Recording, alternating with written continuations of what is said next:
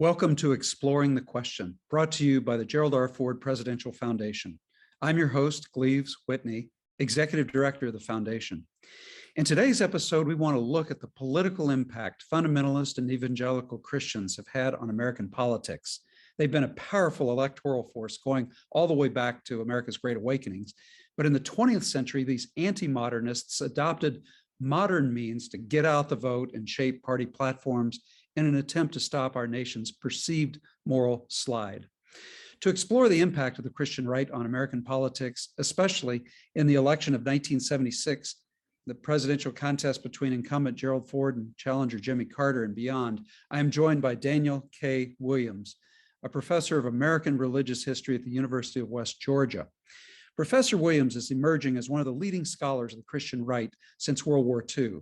He's written books that go into the very heart of our culture wars, among them God's Own Party, The Making of the Christian Right, Defenders of the Unborn, the pro-life movement before Roe v. Wade, The Politics of the Cross, The Christian Alternative to Partisanship, which is his most recent book, but a book he wrote last year in 2020, The Election of the Evangelical, Jimmy Carter, Gerald Ford, and the presidential contest of 1976 will be our focus today.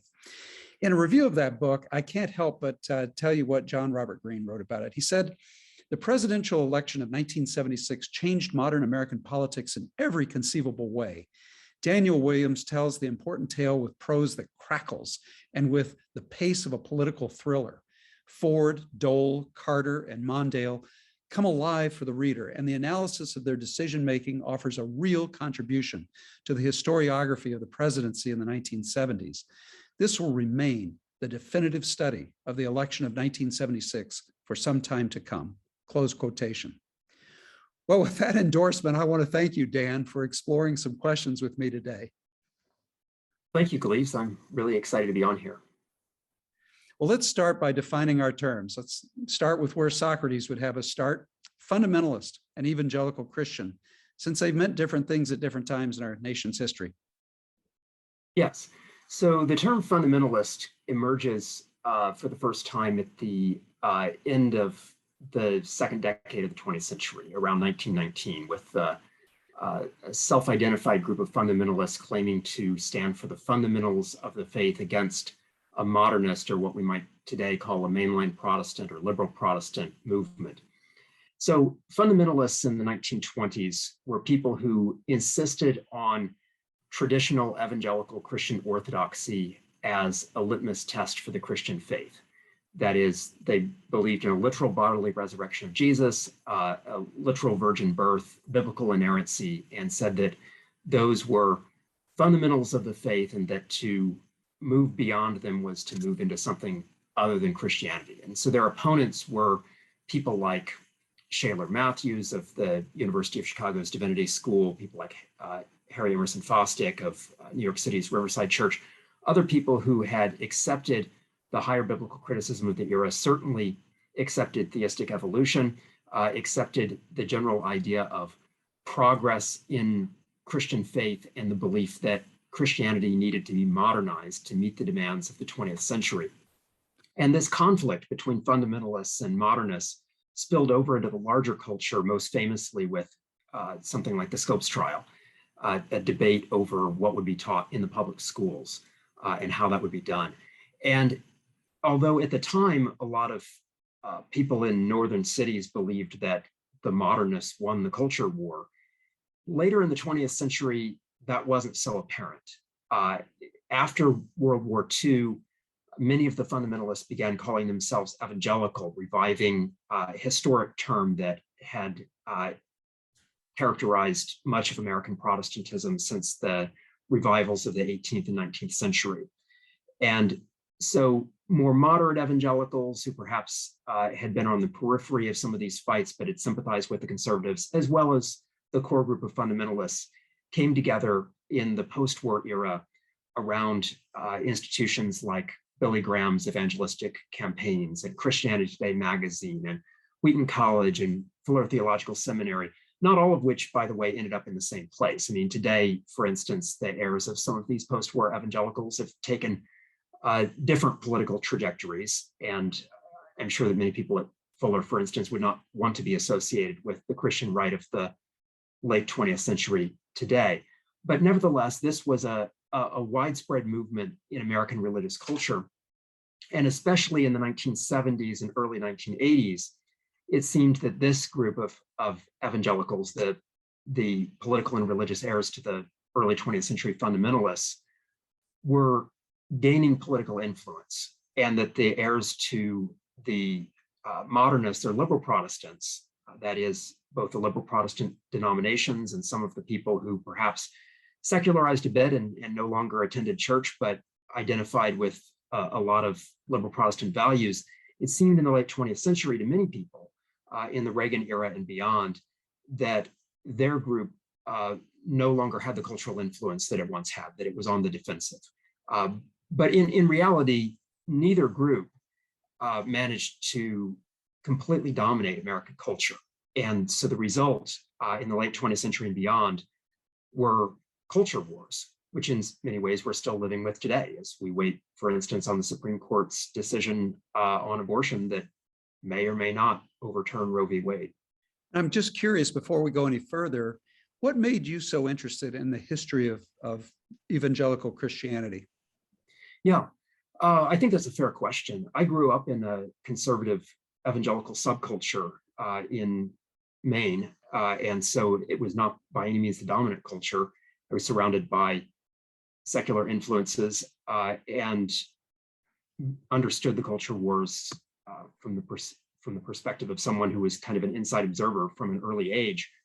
But when I was at Brown, during my first couple of years in the program, I began reading a lot in African-American history, and my perspective on Christianity and politics changed quite a bit, because I realized that what I had thought was simply a natural outgrowth of a biblically centered worldview in the political sphere really was a lot more complicated. That is, there were other groups of people in the United States who were equally fervent in their Christian faith, in their Bible reading, and their understanding of God, and yet they arrived at very different political positions. And so that made me curious as a historian.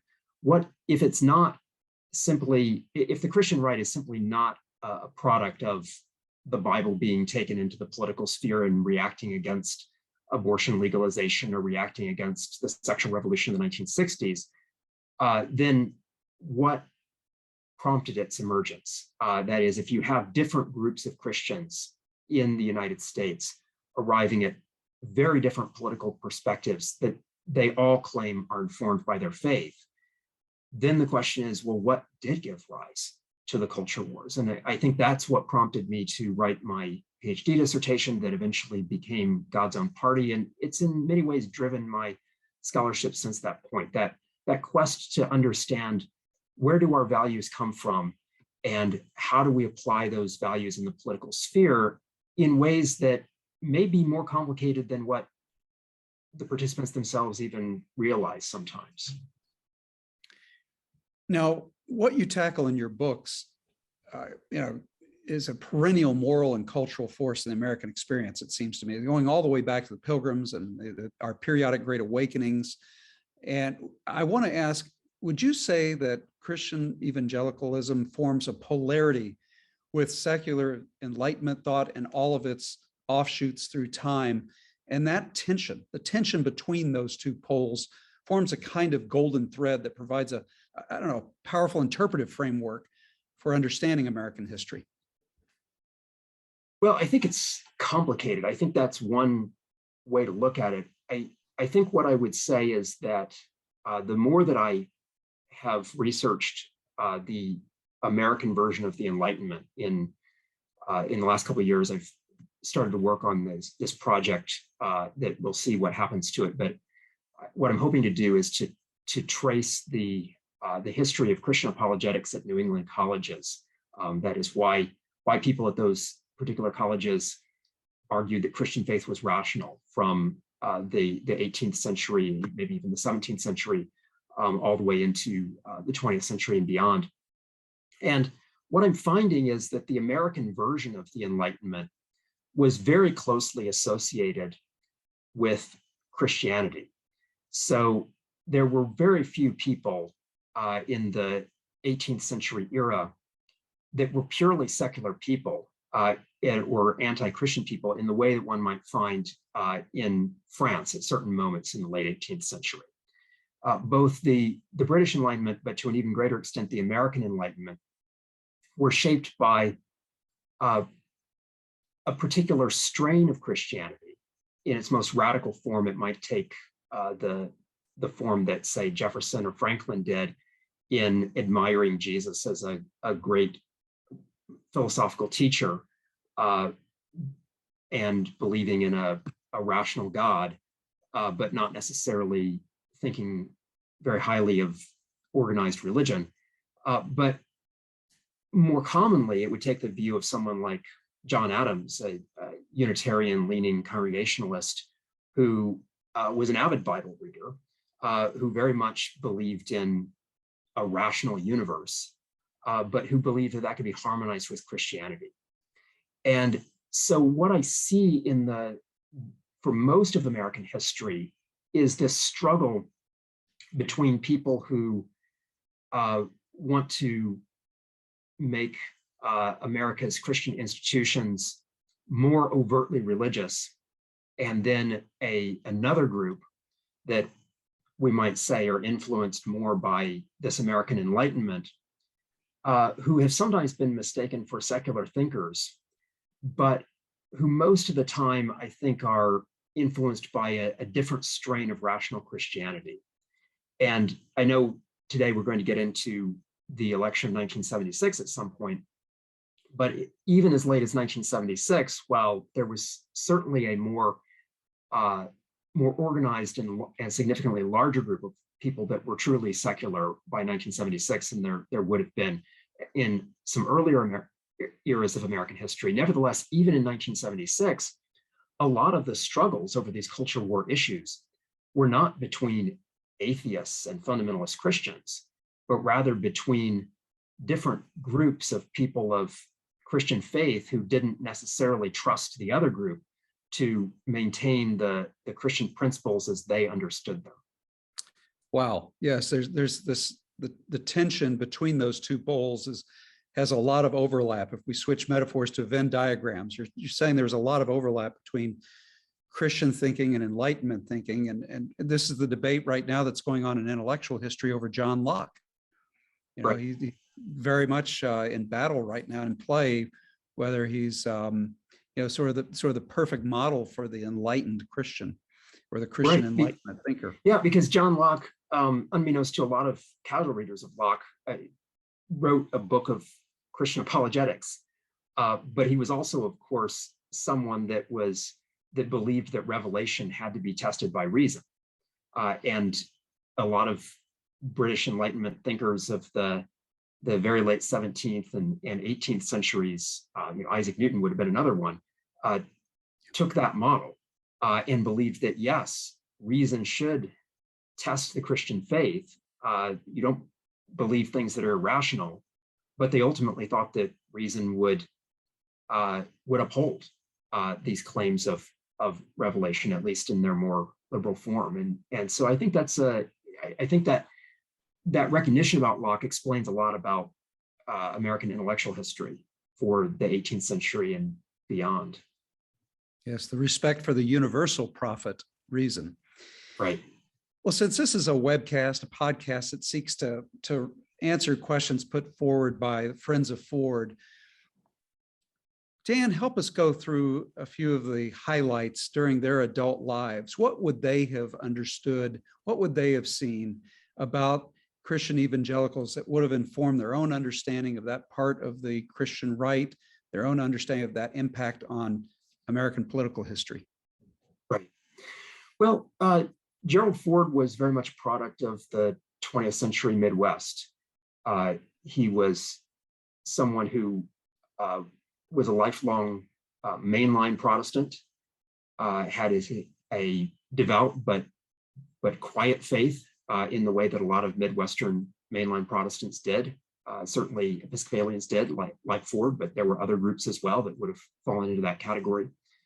And as a young congressman, representing a district that had a significant number of descendants of Dutch Reformed Christians, he became sympathetic to a general social conservatism that characterized Midwestern evangelical Christianity.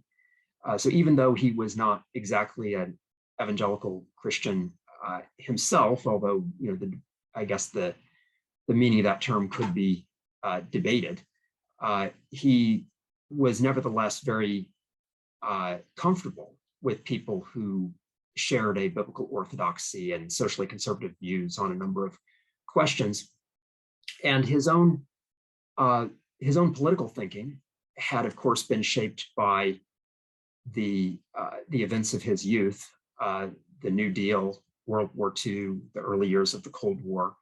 And like other people of his generation or slightly younger, like Bob Dole, for example, another Midwestern Republican, Ford was first and foremost a fiscal conservative, someone who believed that the expansive state of the New Deal was not completely misguided, but it needed to be reined in with fiscal prudence.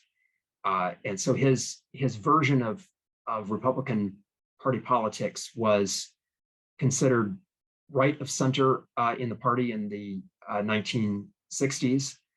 But to his surprise, in the mid-1970s, was out of step with Sunbelt conservatism, which was formed around very different priorities. Sunbelt conservatives tended in many cases to be former Democrats, people like Jesse Helms in North Carolina, or else they were libertarian Goldwater conservatives, people who had come of age in the era of Barry Goldwater in the 1960s and believed in a much more strongly anti-government view, a libertarian view of personal liberty and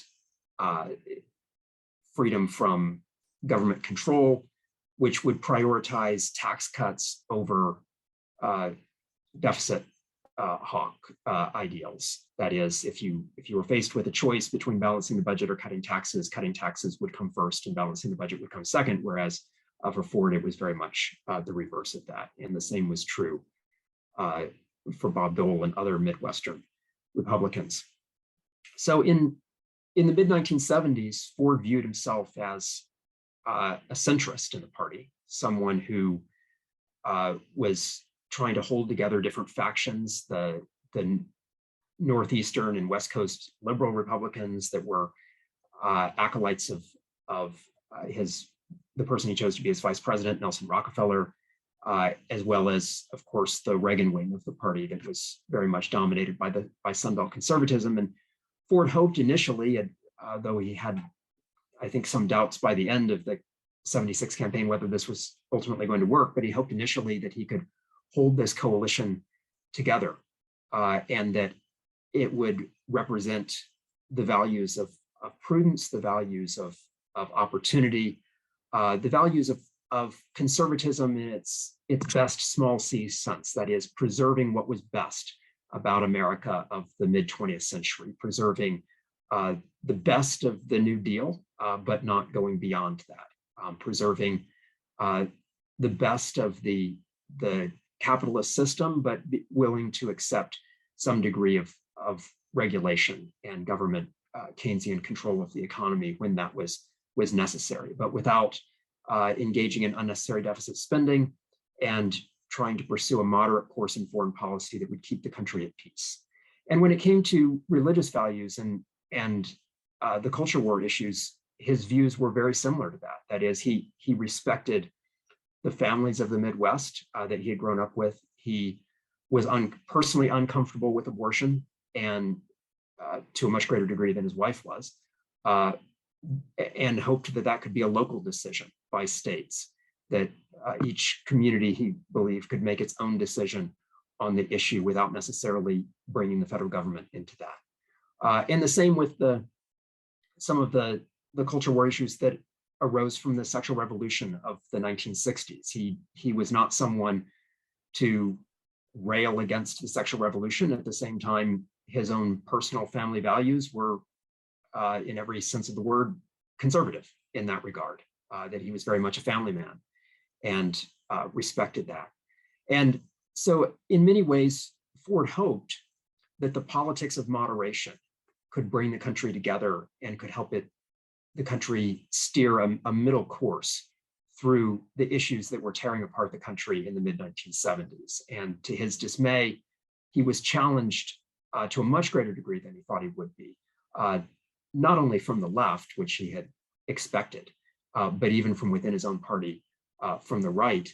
And ultimately, in his view, the future of the party was at stake in the election. And I think in the end, he wasn't quite sure what had happened to this coalition. You know, just a footnote on something you said earlier when you were talking about the Fords, their quiet Episcopalian faith, it's firmly held, but quiet. It bears pointing out that the oldest of the Ford children, Mike Ford, studied theology in professional seminary. So, right. He got training in that. So obviously there was something going on at home, which was nurturing of that. Well, let's now focus on 1976, which you brought up. You've given some good context for us now to discuss that. My understanding from your work is this is the last time evangelicals were roughly split between two major candidates. That year, the Northern evangelicals tended to vote for Gerald Ford, an Episcopalian from Michigan, and the Southern evangelicals tended to vote for Jimmy Carter, the Southern Baptist governor of Georgia. Please talk a little bit more about why 1976 became such a pivotal election, how you have shown a spotlight on this election as no other scholar has. Well, you're right. The 1976 election was memorable for many reasons. And I guess on the surface, we could say that it was the last time that nearly every Southern state, that is every Southern state except for Virginia, voted for a Democratic presidential candidate. It was, as you said, the last presidential election in which the evangelical vote was split. The last presidential election in which Southern whites and Southern blacks voted for the same candidate, coming together for that choice. And so in many ways, we might say this election is a real anomaly. And in some ways, it was the last of the New Deal era elections. It was the last election to still be shaped primarily by the class consciousness and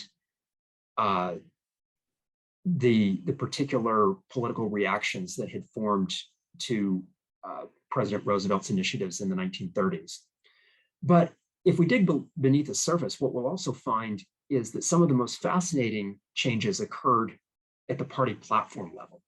So 1976 was the first election year in which both political parties took a stance on abortion, and the stances that they took, while not absolutely identical to the platform language today, closely prefigures it.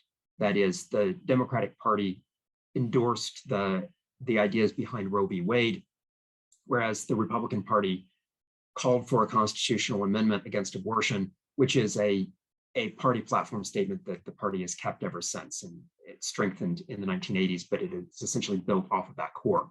And there were several other areas in which the party platforms changed to reflect the new coalitions that were emerging to support these parties.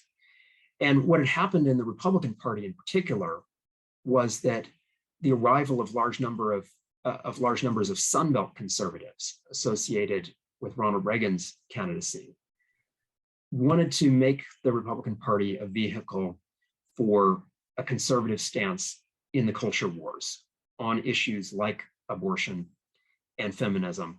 They almost succeeded. They didn't quite succeed, but they almost succeeded in rescinding the party's endorsement of the Equal Rights Amendment, and they would succeed in doing that in 1980.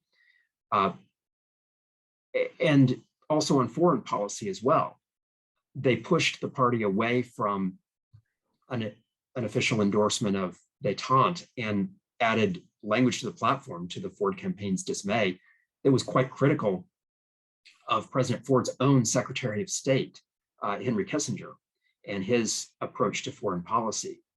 So behind the scenes of these conventions, real changes were occurring.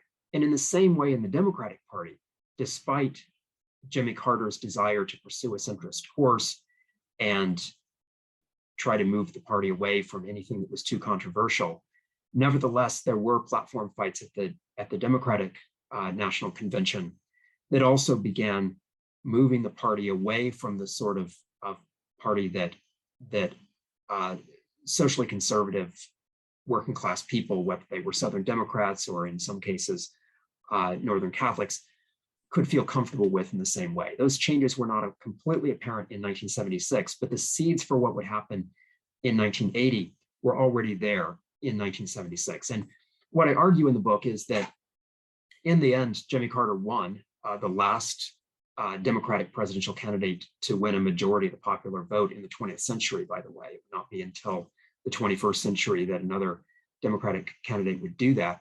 But he won primarily by appealing to working class voters in the way that Democrats had ever since Franklin Roosevelt, by not only giving them economic promises, but also by convincing them that he shared their values.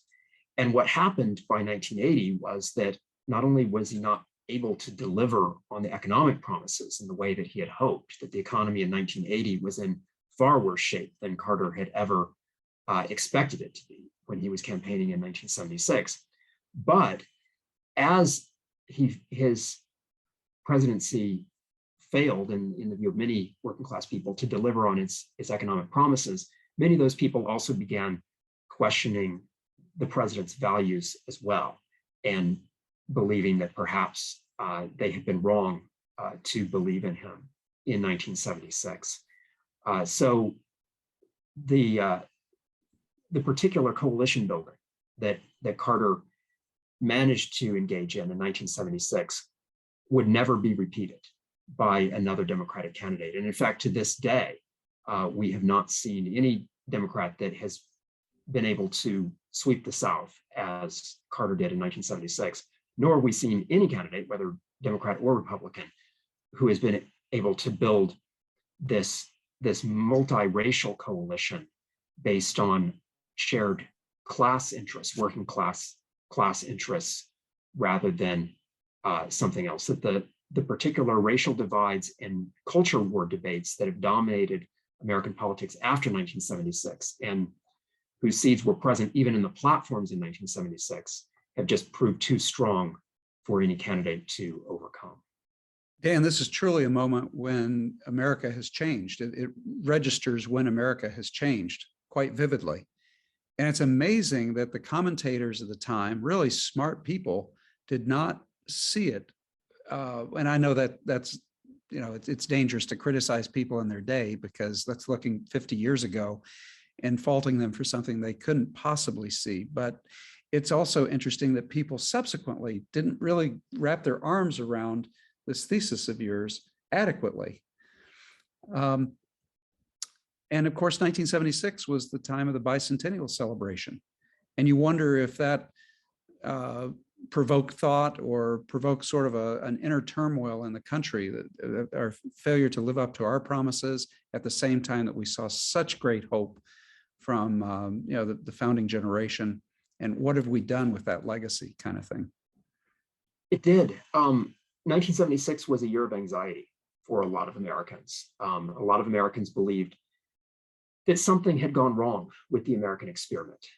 This was only 3 years after the end of the Vietnam War, and divisions were still very prevalent in the country over Vietnam and its legacy. The issue of amnesty for people who had evaded the draft was still a live political issue, was still a point of political debate in 1976. But in addition to that, to an even greater degree than Vietnam, I would argue, the stain of Watergate had prompted many Americans to question what had happened to their country. So public opinion polls of the time showed that an unprecedentedly low number of Americans trusted any branch of government, particularly Congress, but even the president as well. And the number of Americans who said they were not members of any political party, that they were independent, registered as independents, was at a record high at that point. So it really seemed to some people as though Americans were looking for an alternative, for an outsider. And that, I think, did provide an opening for Jimmy Carter, someone who lacked the Washington experience that had traditionally characterized most nominees for the presidency before that. And I think there was also, as people were questioning the idea of what had happened to the United States, as it looked like to African Americans, that because of the changing economic conditions, they felt like the gains of the civil rights movement were being eroded.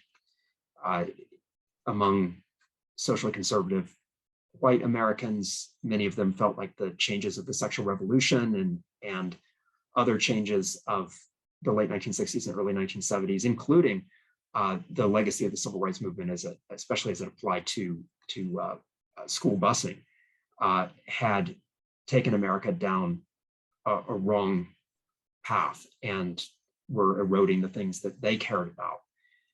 And as liberals who had put so much hope in the McGovern campaign, only to find that those hopes had been dashed in the worst presidential defeat of the 20th century, all of these things prompted a number of people to begin questioning what America stood for, the future of themselves in the United States, and the future of the country as a whole.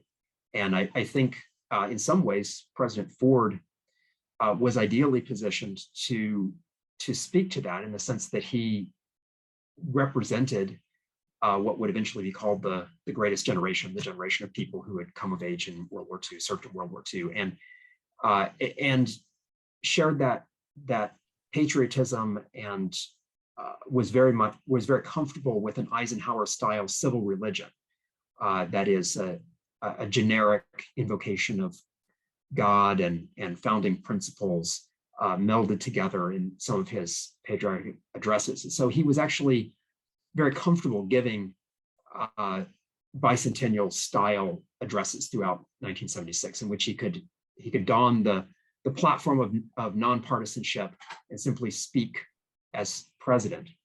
But in other ways, I think he was out of step with where America was in 1976, in the sense that the United States was fragmenting ideologically and racially to a much greater degree than what Ford and his fellow moderate Republicans were comfortable with. And so even in the campaign, when some of when the campaign tried to create what had become the staple of the modern campaign, that is various subgroups within the campaign, desks as they were called, to address particular constituencies. So the idea of having Blacks for Ford, and Catholics for Ford, and labor for Ford, and women for Ford, and all of these different groups, many of these groups expressed frustration with the Ford campaign, which they're working for, because the president seemed so unwilling to give speeches or issue platform statements that appealed to that constituency in particular. And for Ford, this was a matter of principle. For Ford, he really wanted to see America coming together, and his vision was that in the end, most Americans probably would recognize the validity of the values that he stood for: fiscal prudence, of a moderate course of action, and perhaps he was not sensitive enough to some of the particular grievances of Americans who had traditionally fallen outside of that moderate center, or whose own experiences made them particularly uncomfortable with the direction in which the country was headed in the mid-1970s. You mentioned anxiety and frustration, and some of it was coming from within the Ford family. Let's face it, the wild card electorally in all of this is Mrs. Ford. I mean, in just 895 days in the White House, she proved to be one of the most impactful first ladies since Eleanor Roosevelt. I mean, if you look already from August 9th, 1974 till mid-1975 during her husband's first year in office, she's staking out positions that at the time were considered quite liberal. I mean, Mrs. Ford supported the Supreme Court decision Roe v. Wade that legalized abortion. She lent a strong voice to the Equal Rights Amendment, and she spearheaded what you could call a social revolution in women's right to be informed and speak out about their medical condition. So how do you assess Betty Ford's impact on the evangelical vote? Right. Well, there were certainly some religious conservatives that were strongly opposed to her. Bob Jones Jr., the president at the time of Bob Jones University,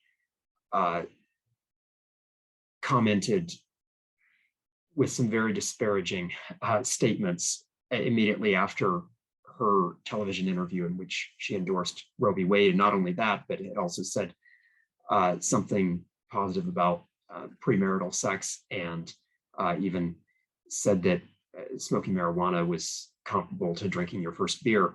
So she was definitely a lightning rod for social conservatives. And I think for Jones in particular, who had commented on that, that was one of the catalysts for his strong endorsement of Ronald Reagan's campaign.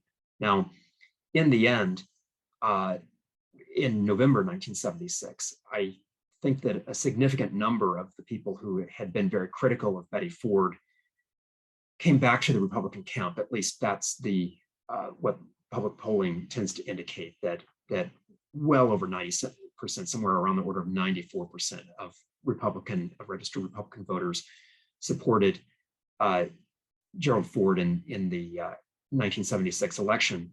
But before it got to that point, the social conservative revolt against Betty Ford, particularly among the most conservative of the white evangelicals, threatened to cost Ford the nomination. There were moments in the spring of 1976 and in May of 1976 when it looked like Ronald Reagan had a serious chance of getting the Republican nomination that year instead of President Ford. And that was mainly due to his unexpected, at least unexpected for the Ford camp, unexpected strength in the Sun Belt, beginning with North Carolina, where he had the strong support of Jesse Helms and some of the North Carolina conservative Democrats who had just, or people who were either still Democrats or people who were just barely moved into the Republican Party less than a decade before. And then following up on that, his strong showing in Texas, which Reagan won, and then other parts of the Sun Belt as well. And much of that was driven by socially conservative evangelical support. So Betty Ford appeared to be a net loss on the ticket in the primaries in the South. On the other hand, as the campaign strategist noted, she was very popular in the Northeast. In New Hampshire, for instance, the New Hampshire Republicans said, keep sending us Betty Ford, because every time that she comes, she's drawing a crowd, she's energizing voters. And of course, Ford did win New Hampshire, and that was a rather close race, and some of the polling in advance had predicted that he would not. Had he lost New Hampshire, that would have been a serious setback for his campaign very early on, and who knows if he would have recovered or not. So I think if it's true, as the campaign strategist thought, that Betty Ford was a net positive in New Hampshire and other parts of the Northeast, that has to be factored into the story as well. And I think what was going on was that at a moment of a strong cultural divide between women who supported the feminist movement and women who identified more with people like Phyllis Schlafly, a Republican from Illinois who was a supporter of Ronald Reagan, and of course was best known for campaigning against the Equal Rights Amendment. At this moment, Betty Ford's presence in the White House offered a way for a significant number of pro-feminist, pro-choice Republican women, especially in northern states, to feel comfortable in the Republican Party. And the fact that the vast majority of Republican voters did not abandon the ticket in 1976, despite the platform's move further to the right than what some liberal Republicans were comfortable with, people who would identify more with Nelson Rockefeller than certainly Ronald Reagan. And despite the fact that Ford himself, in the opinion of most people at the time, was not a charismatic figure and someone who was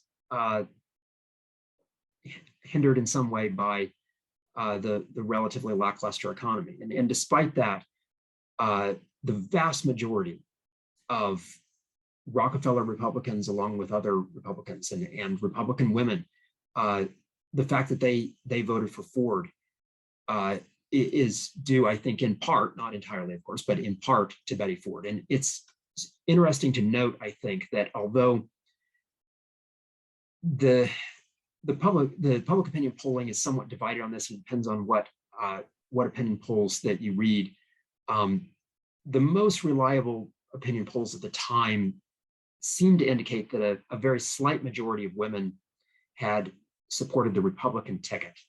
This would be the last time that was true. The gender divide in the late 20th century would show a much higher likelihood of men voting Republican than women, and that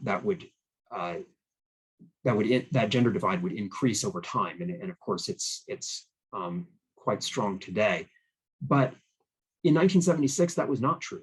And so we might ask the question, why? Because after all, in 1976, the Democratic candidate advocated strongly for the Equal Rights Amendment as well.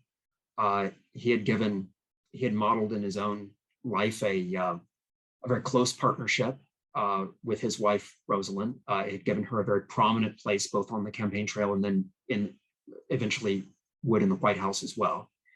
And the platform itself, the Democratic Party platform, included unusually strong endorsements of women's rights, to such an extent that by 1980, this wasn't true in 1976, but by 1980, the Democratic Party would move to deny funding to any candidate who did not endorse the Equal Rights Amendment. You could not get funding from the Democratic National Committee if you opposed the ERA. So we might ask the question, well,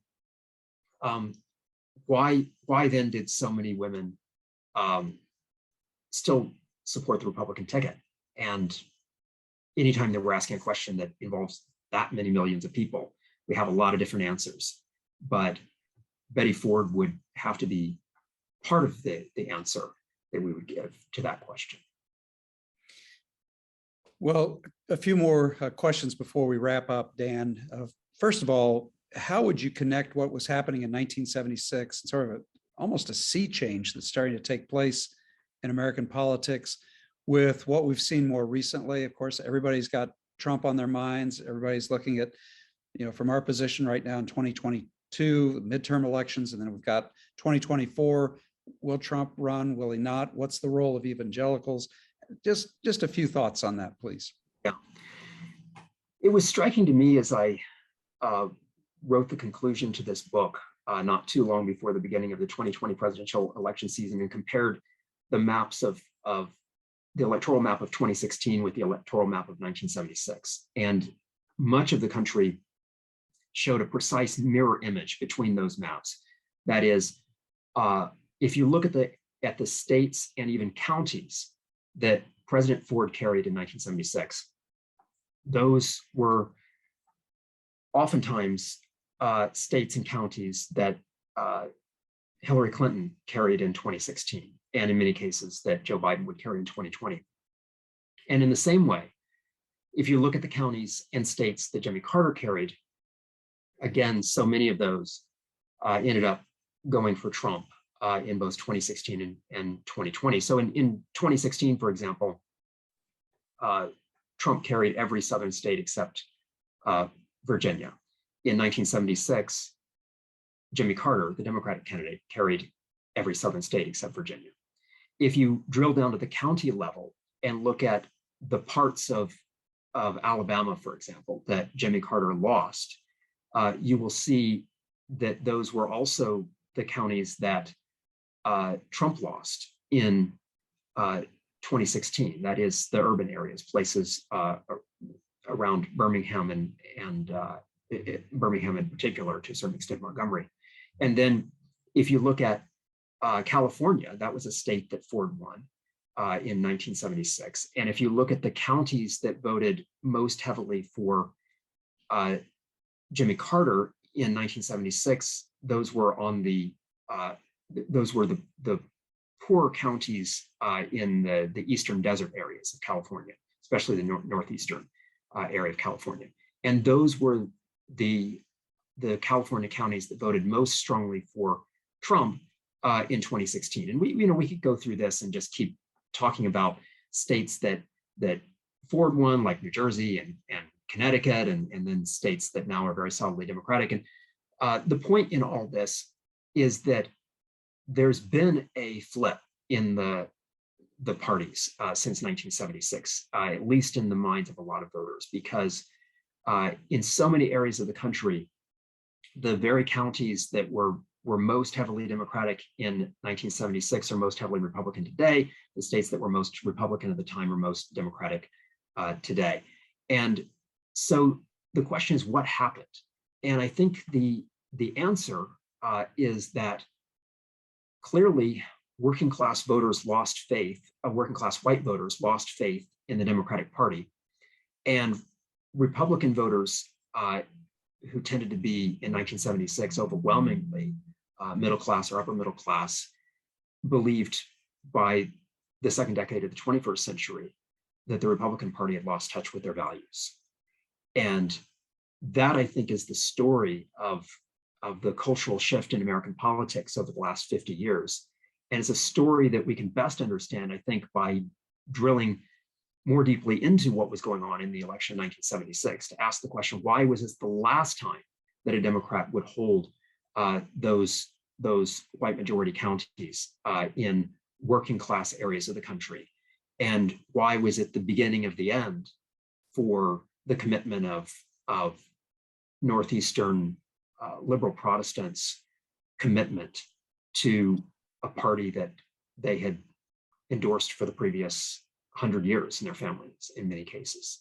And to understand the struggle between two wings of the Republican Party, the Reaganite wing and the Ford wing, and to understand the change in the party platforms, and to understand the struggle that it was for someone like Jimmy Carter to convince working class voters one last time that the Democratic Party shared their values as well as their economic concerns. I think when we understand all of that, we can understand how fragile this coalition was in 1976. People didn't really recognize it at the time, but this really was going to be the end of an era and the beginning of a new one.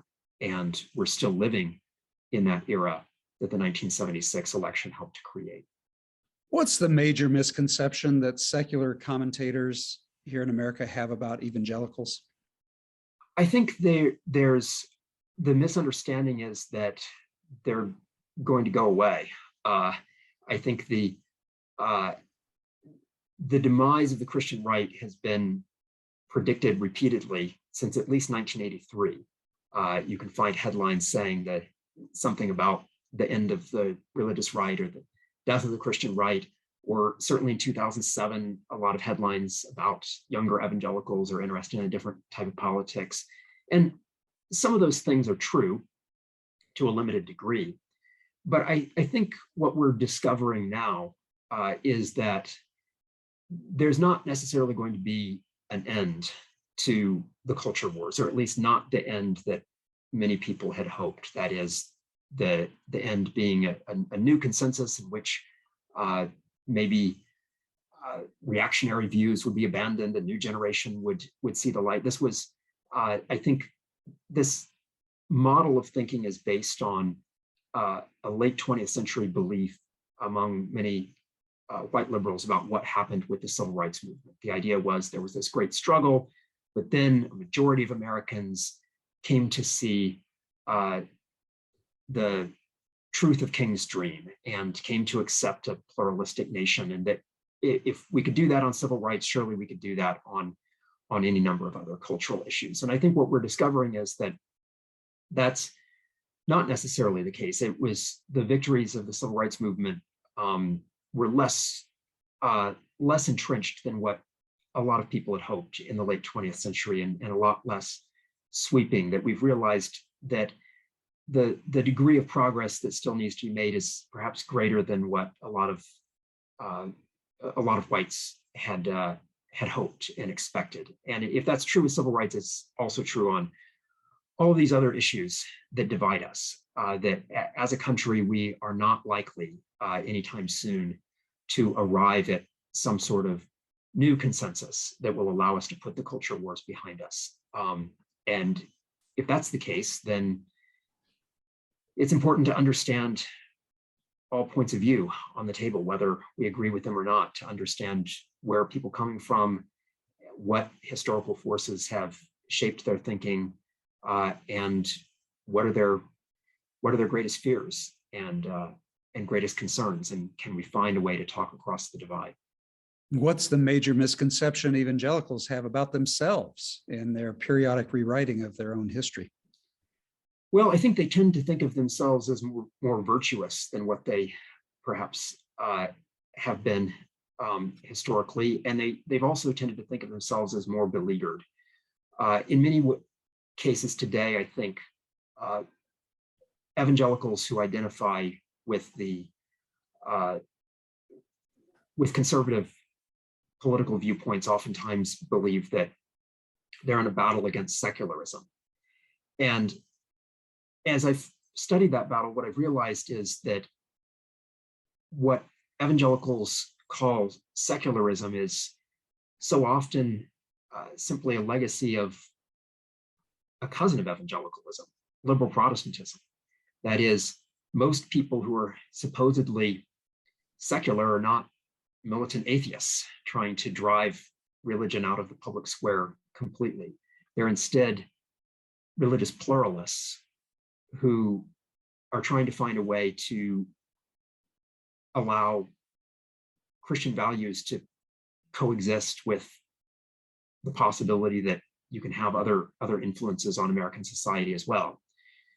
And so if that were understood, perhaps the tone of the debate would change. Perhaps people would feel less fearful than what they often do. And I guess the other thing that I would also encourage many white evangelicals to think about is that within their own tradition is actually a greater degree of political variation than what many of them might have thought.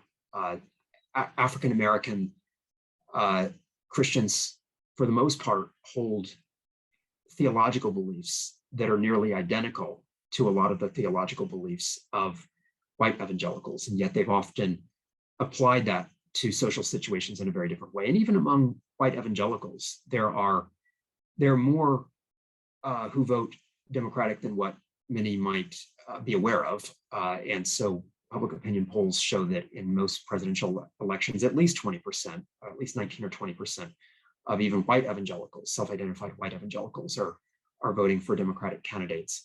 And so it's true that an overwhelming majority of self-identified white evangelicals today do tend to vote Republican, but that doesn't necessarily represent all of evangelicalism, and it certainly doesn't represent all of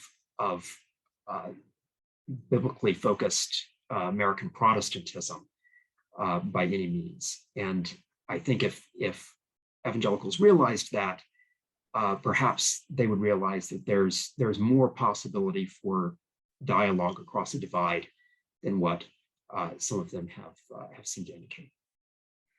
My last question, Dan, is you're a historian. You earned your PhD under the mentorship of the great James Patterson, distinguished colleague himself, of the great Gordon Wood there at Brown. So how were you trained to be fair, balanced, and impartial in your treatment of all these controversial things you write about? Yeah, well, I'm really grateful to the professors who were uh, who were training me. And first and foremost, as you mentioned, James T. Patterson. Jim Patterson is someone who really has inspired me over the years with his writings. Right before I asked him to serve as my dissertation advisor, I read his book, Grand Expectations, which was a Bancroft Award winner from about 25 years ago, that really impressed me in its ability to tell a story that was quite readable and that was really almost a page turner, in the sense that I wanted to find out how he was going to portray the next decade. I was eager to see the fascinating anecdotes and quotations that he introduced, and yet also a book, I think, of profound insights, and one that really did try to treat all of the people fairly. And I credit him to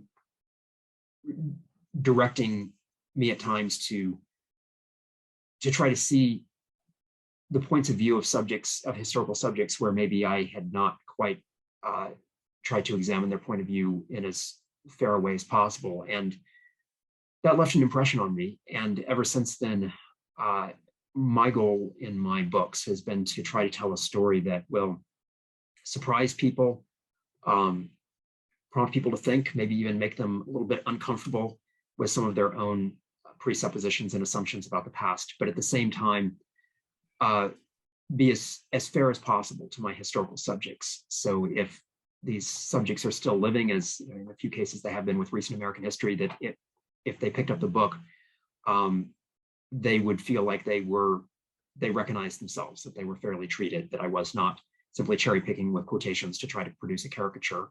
And in cases, of course, with the dead, we have a special obligation because they're not there to defend themselves, but to try to tell the story in a way where I have tried as best as I can to think about not only what these people did, but how they thought. What was their point of view? What motivated them?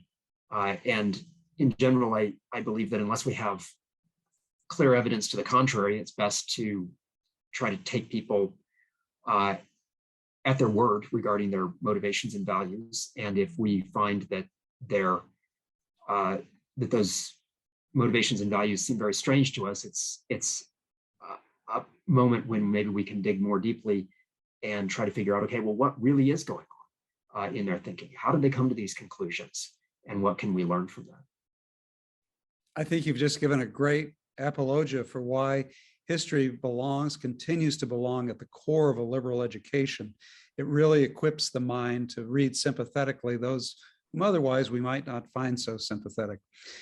Well, those are insightful. They're powerful words with which to close. Professor Daniel K. Williams, thank you for being our thoughtful guest today. Thank you, Gleaves. I really appreciated this. You know, here at the Ford, we seek a more perfect union by inspiring the better angels of our nature. And Dan's scholarly work helps us see more clearly the nuanced history of the Christian right and its impact on American politics. And for our friends of Ford, his work sheds new light on that pivotal election of 1976. We're going to want to bring Dan to Grand Rapids when it's easier to host public programs post-COVID, because there's much, much, much more we can learn from him. From the Gerald R. Ford Presidential Foundation, this is Gleaves Whitney, exploring the question.